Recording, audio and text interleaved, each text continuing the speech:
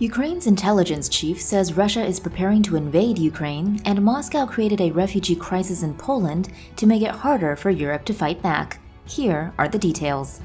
Bloomberg reports that the U.S. military is preparing for a possible invasion of Ukraine by Russia around January next year. The news outlet says multiple sources say the Pentagon has shared intelligence with its allies showing a buildup of Russian troops and artillery that can quickly turn into a rapid, large-scale push into Ukraine from multiple locations if President Vladimir Putin decided to invade. Satellite images and other information shows that around 100 Russian battalion tactical groups, comprised of around 100,000 troops, could quickly push into Ukraine from Crimea, the Russian border, and via Belarus. Bloomberg sources also said Moscow called up tens of thousands of reservists on a scale unprecedented in post-Soviet times. Such reservists would be used to occupy ground taken by the battalions.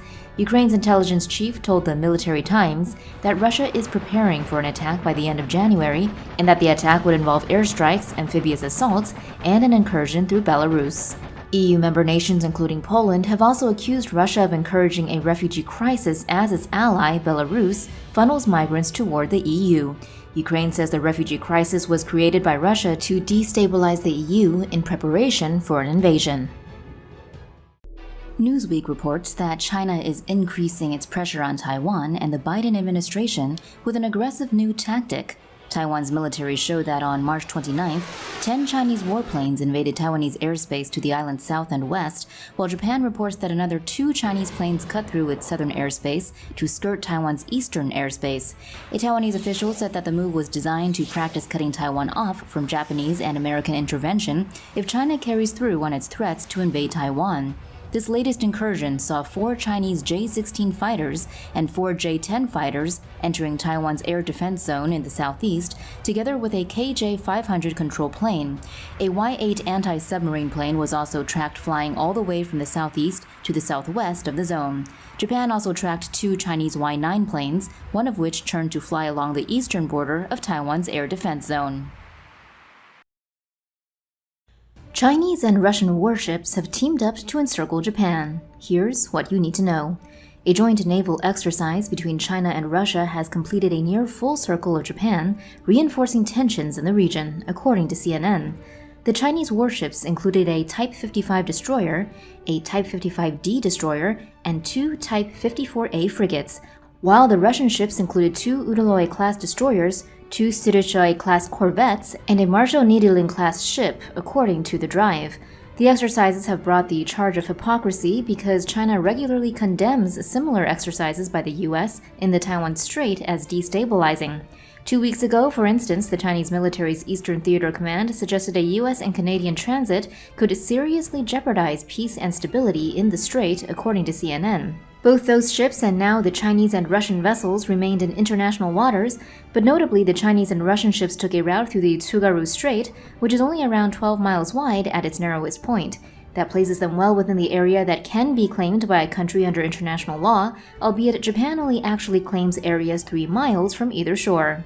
The move also represents the first time Chinese and Russian naval ships have sailed the Tsugaru Strait together, according to Japan's Deputy Chief Cabinet Secretary cited by Yahoo, and thus can be seen as a further escalation of tensions in a region where military activity has been growing steadily in recent months.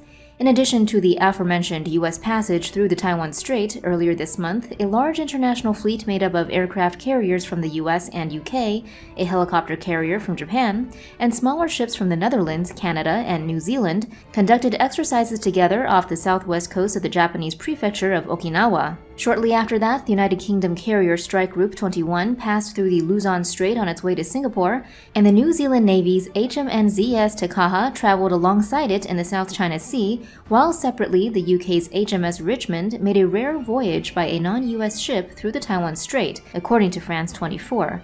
Those exercises came in the wake of China sending around 150 aircraft into Taiwan's air defense zone over a 4-day period beginning on October 1st, according to Reuters, and it's widely suggested that the American-led movements in the area can be seen as an effort to contain China.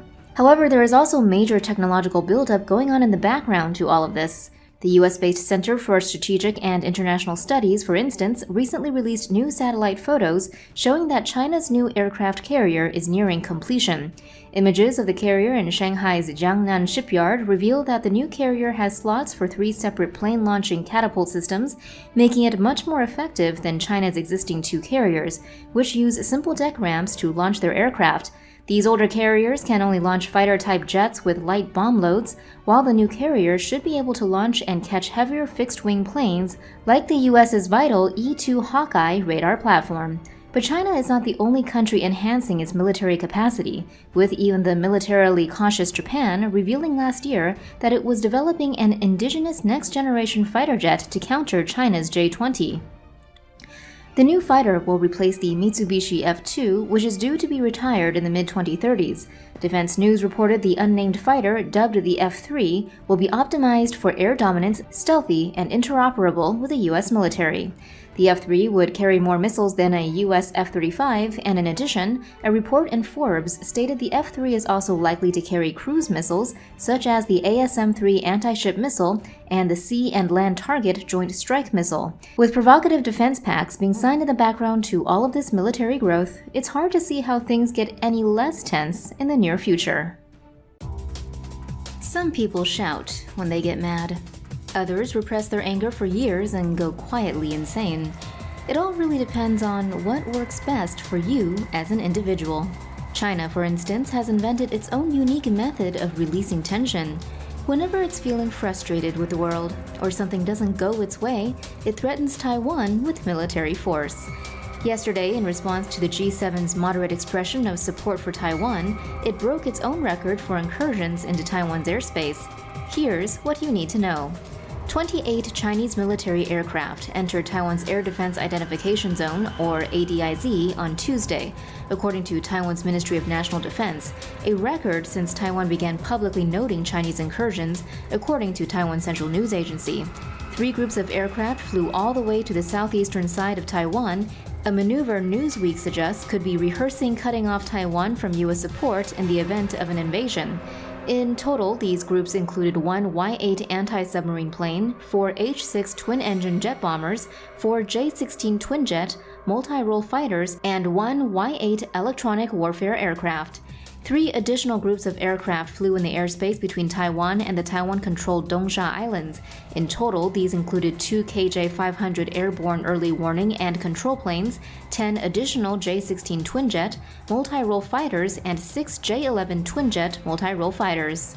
In recent weeks, Chinese pressure on Taiwan has slackened off after air incursions peaked in mid-April, according to Twitter updates by Taiwan's Ministry of National Defense. The previous record for incursions was set in mid-April, with 25 aircraft flying into Taiwan's Air Defense Identification Zone. Tuesday's escalation could be seen as a response to a G7 communique made last week. It emphasized the importance of peace and stability across the Taiwan Strait and encouraged the peaceful resolution of cross-strait issues. Former Taiwan Defense Minister Andrew Yang supported this view, telling Taiwan Central News Agency the incursions could be seen as demonstrations of China's ability to carry out joint maneuvers, while also signaling to the international community that it will not retreat over sovereignty issues. Internally, one senior analyst at the government-funded Taiwanese Institute for National Defense and Security Research added that the PLA's maneuvers could be an attempt to appease militarily inclined groups and nationalists in China. So where does China go from here? Well, Beijing maintains that Taiwan is its territory and there are increasing reasons to think it would use military force to gain control of it. An article in Foreign Affairs magazine cites conversations with various academics in claiming that Chinese President Xi Jinping wants the acquisition of Taiwan to be part of his legacy. The same article cites a Global Times survey of Chinese people, which says that 70% strongly support using force to unify Taiwan with China, and 37% think it would be best if the war occurred in between 3 and 5 years from now. So, is an invasion imminent? Of course, no one knows for sure, but at the very least, according to Foreign Affairs magazine, calls for armed unification are building within China's ruling party. A lot may depend on exactly how firm China believes the U.S.'s commitment to Taiwan is. For more news animations and explainers, hit the subscribe and bell button to join the TomoNews family. Thanks for watching.